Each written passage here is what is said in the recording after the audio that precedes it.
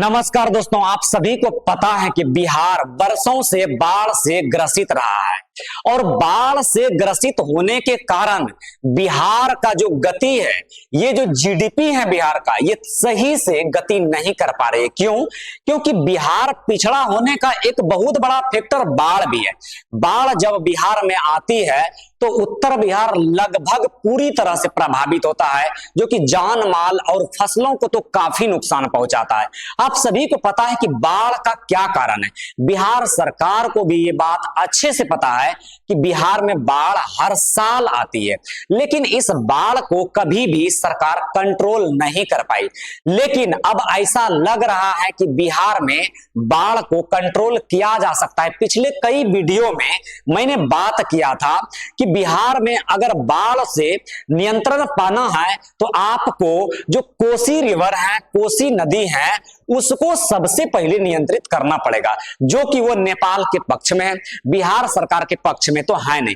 लेकिन अब बिहार सरकार और नेपाल सरकार जो है बात करने के लिए तैयार हो गया है, बात हो भी गया है और जो है इस पर बातचीत होके निर्णय आ गया है कि अब बिहार में बाढ़ किस प्रकार से नियंत्रित किया जा सकता है। आज के संपूर्ण सेशन में हम इसी बातों को जिक्र करेंगे कि बिहार में बाढ़ को नियंत्रण करने के लिए बिहार सरकार और नेपाल सरकार के बीच में किस प्रकार वार्तालाप हुआ। आप हमारे साथ जुड़ करके इस सेशन से मतलब आप समझदारी से सीख सकते हैं, जान सकते हैं। बढ़िया से बैठक हुआ और बैठक में जो है हमारे जो बिहार के हैं सचिव संतोष कुमार और मल्ल शामिल हुए। मतलब संतोष कुमार मल्ल थे बिहार से और नेपाल से जो था वो कहीं ना कहीं मित्रा बराल, इन दोनों ने मिलकर नेतृत्व किया। यहाँ पर दो नाम देखने वाला है। बिहार से जो बिहार का जो बिहार जो संसाधन जल संसाधन विभाग के जो सचिव प्रधान है उसका नाम है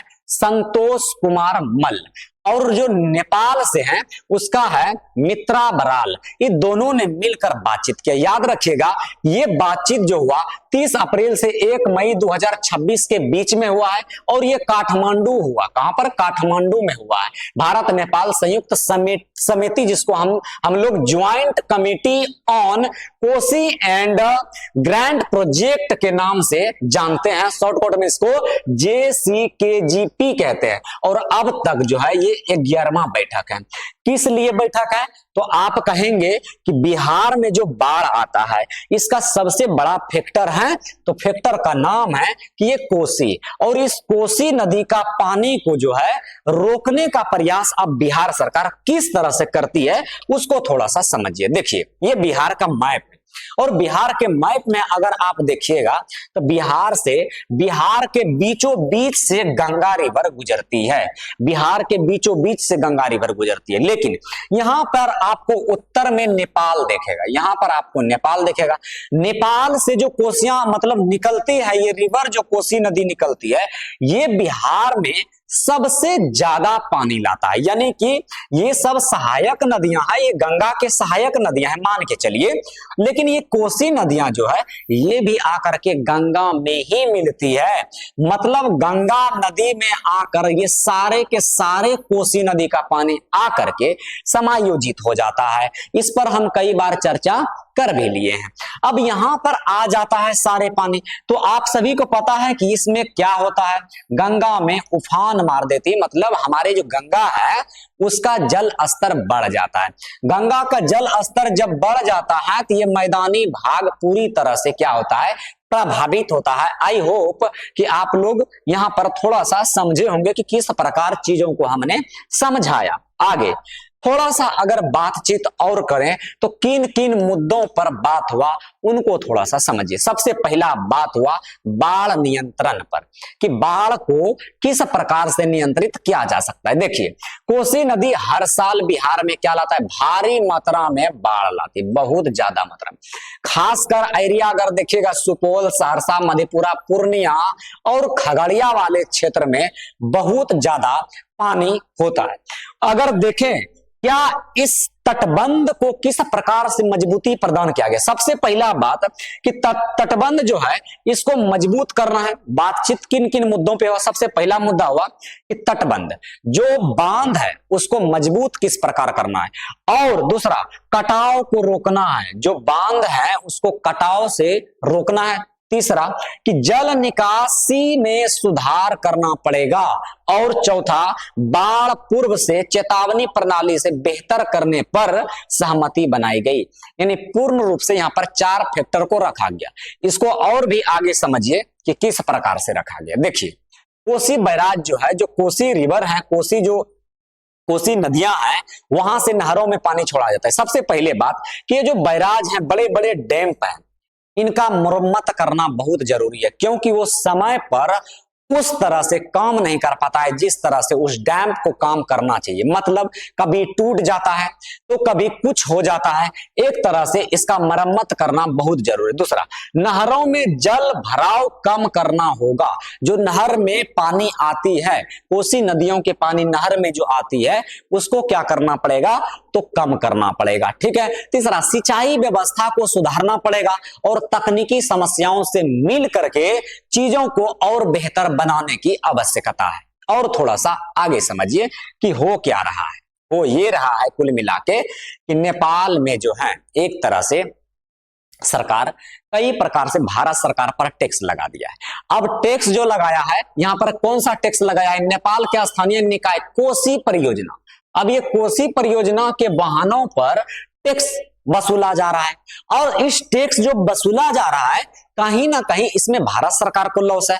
अब भारत सरकार को इसमें लॉस है तो भारत सरकार ने नेपाल सरकार को बैठाया, किस लिए, इस टैक्स को कैंसिल करने के लिए, कि भाई हमारे जो हैं जो टैक्स है इस टैक्स को आप मत वसूलिए, चूंकि अगर टैक्स वसूलते हैं तो कहीं ना कहीं महंगाई का फैक्टर बढ़ जाता है, और टैक्स इसलिए वसूला जाता था, इससे फायदा होता था नेपाल सरकार को। लेकिन बात तो यहां पर हुआ टैक्स पर, लेकिन इसी बात में निकल कर आ गया कि यहां पर कोसी रिवर, जरा देखिए, बात करने गया सरकार टैक्स पर, और बात कहां हुआ, तो बात हो गया यहां पर कोसी नदी पर, बात हो गया कोसी नदी पर। तो कहने का मतलब है कि कोसी परियोजना के वाहनों पर स्थानीय टैक्स अब नहीं लगेगा, ये भी बात प्रूव्ड हो गया। दूसरा कि बैराज सेवा सड़क पर काम आसान किया जाएगा, यानी कि कोसी रिवर के साथ साथ यहां पर टैक्स जो लेता था सरकारें, नेपाल सरकार, उस टैक्स पर रोक लगा दिया गया, और बढ़िया से जो है बाढ़ सुरक्षा को तेजी किया जाएगा। मतलब बहुत अच्छे से अब यहां पर चीजों को बनाया जाएगा। क्या क्या यहां पर बात हुआ है थोड़ा सा और समझिए। सरकार ने और भी मामला को रखा, नेपाल सरकार ने भी कुछ मामला को रखा। जैसे नेपाल की ओर से कोसी पश्चिमी मुख्य नहर जो लगभग 35 किलोमीटर का एरिया है, आप अगर देखे होंगे तो ये पूरा का पूरा अगर नेपाल है तो यहाँ पर नेपाल में आपको ई वाला क्षेत्र दिख रहा होगा, एक थोड़ा सा निकला हुआ पतला ऐसा आपको यहाँ पर दिख रहा होगा। ये जो क्षेत्र है ये 35 किलोमीटर है। ये 35 किलोमीटर क्षेत्र को नेपाल का दावा करना है कि ये जो क्षेत्र है कहीं ना कहीं ये नेपाल का क्षेत्र है, जबरदस्ती उस पर कब्जा किया गया है। नेपाल का कहना यह है कि भारत इस पर जबरदस्ती कब्जा किया है, लेकिन इस पर वार्तालाप हुआ तो यहाँ पर से बात हुआ। ऐसा तो देखिए भारत इसको छोड़ने वाला है नहीं, चाहे कितनों वार्तालाप हो जाए, 11 बार 12 बार 20 बार वार्तालाप हो जाए, भारत जमीन तो नहीं देगा। जो यहाँ पर जमीन यूज कर रहा है आप यहाँ पर देख रहे होंगे, तो यहाँ पर जो है विभिन्न प्रकार के कब्जों को हटाने के लिए बात किया, मतलब एक तरह से सरकार ने। उसके बाद बिहार सरकार की क्या मांग रही, इसमें मुख्य चीजों को समझना है कि बिहार सरकार ने क्या कहा।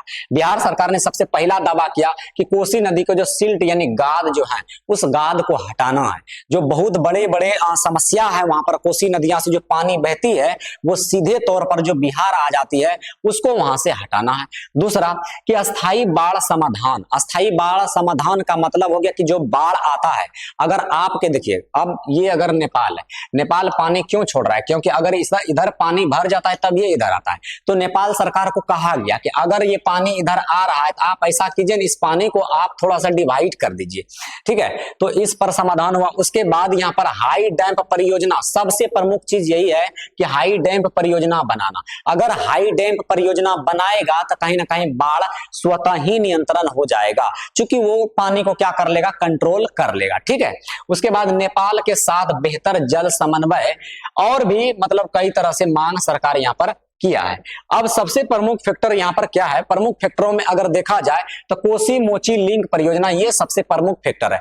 कोसी मोची लिंक परियोजना को आप यहाँ पर समझिए, ये दोनों अपनाया है, मतलब एक तरह से बिहार सरकार भी अपनाया है और यहाँ पर नेपाल सरकार भी अपनाया है। जैसे यहाँ से अगर कोसी नदियां का बाढ़ आ रहा है, इधर से आपको गंगा दिख रहा है, ठीक है। तो ये कोसी नदी का जो पानी आ रहा है, इस कोसी नदी का पानी कहाँ आ रहा है, तो आप कहेंगे गंगा में आ रहा है। तो ये कोसी नदी का पानी गंगा में आने से पहले इस पानी को क्या कर दिया जाएगा, डाइवर्ट। कहां कर दिया जाएगा, ऐसा क्षेत्र जहां पर पानी का सूखा है उस पानी को क्या कर दिया जाएगा, नहरों के माध्यम से डाइवर्ट किया जाएगा।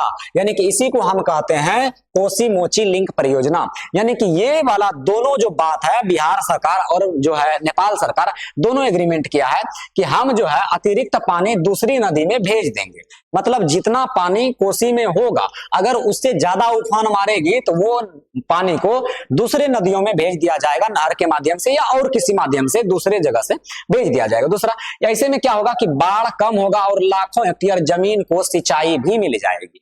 बात सही है।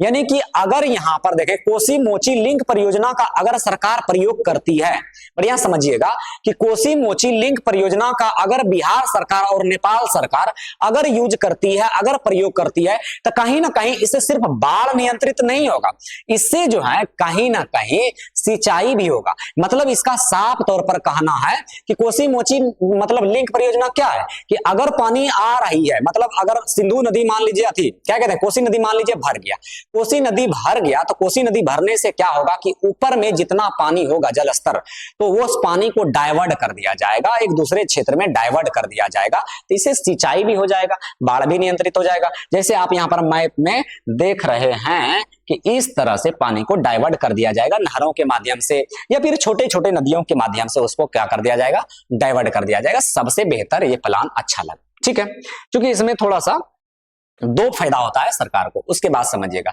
नेपाल की चिंता क्या है। तो नेपाल की चिंता, सबसे बड़ी चिंता है कि उसके इलाके में जल भराव कम हो। यानी कि नेपाल ये कहता है कि अगर मेरे इलाके में जल कम होगा तो आपके इधर स्वतः जल नहीं जाएगा। बात तो सही है, लेकिन ये जल कम कब होगा, यहां आपको पता है कि पहाड़ बरसाता है, जल कब कम होगा, क्योंकि इस पानी को जब तक मैदानी क्षेत्र में नहीं लेके जाएगा तो कम नहीं होगा। तो उस पानी को मैदानी क्षेत्र में लेकर जाना अति आवश्यक। उसके बाद तटबंधों से स्थानीय लोगों को नुकसान ना हो, मतलब जो बांध बनाएगा उनसे स्थानीय लोगों को नुकसान ना हो, इस पर सरकार का पूरी फोकस, ठीक है। उसके बाद समझिएगा कि परियोजनाओं में से नेपाल की भागीदारी बढ़े। उसके बाद पर्यावरण और स्थानीय हितों को ध्यान में रख कर काम करे, ऐसा नेपाल सरकार का मानना है। देखिए, कोई भी सहमति बनती है तो दोनों तरफ से सहमति बनती है। अगर देखें यहाँ पर पूर्ण रूप से सबसे बड़ा मुद्दा यह है कि कोसी हाई डैम परियोजना, इसको बहुत जल्दी, मतलब एक तरह से यूं कहें तो बनाया जाए तो बेहतर होगा। तो इस पर वार्तालाप हुआ है, सरकार जो है मिलकर इस पर काम बरसों से जो है चली आ रही है। अगर ये डैम तैयार हो गया, जो है हाई कोसी डैम परियोजना अगर ये तैयार हो गया तो ये पानी तो स्वतः ही रुक जाएगा, पहला बात। और अगर वर्तमान में पानी को रोकना है तो सही बात है कि पानी को डाइवर्ट ही करने में फायदा है। तो सरकार इन दोनों पर बहुत तेजी से काम कर रही है, ठीक है। उसके बाद अब देखिए, ये सब बात हम सारे के सारे बात कर लिए हैं। बाकी आप सभी को पता है कि बाढ़ नियंत्रण किस प्रकार से किया जा सकता है और किस प्रकार सरकार योगदान दे रही है। तो इन चीजों को और बेहतर से समझने के लिए हमारे साथ जुड़िए और तरह तरह का जो है और इसी प्रकार का इंफॉर्मेशन प्राप्त कीजिए। मिलेंगे अगले वीडियो में। जय हिंद, नमस्कार।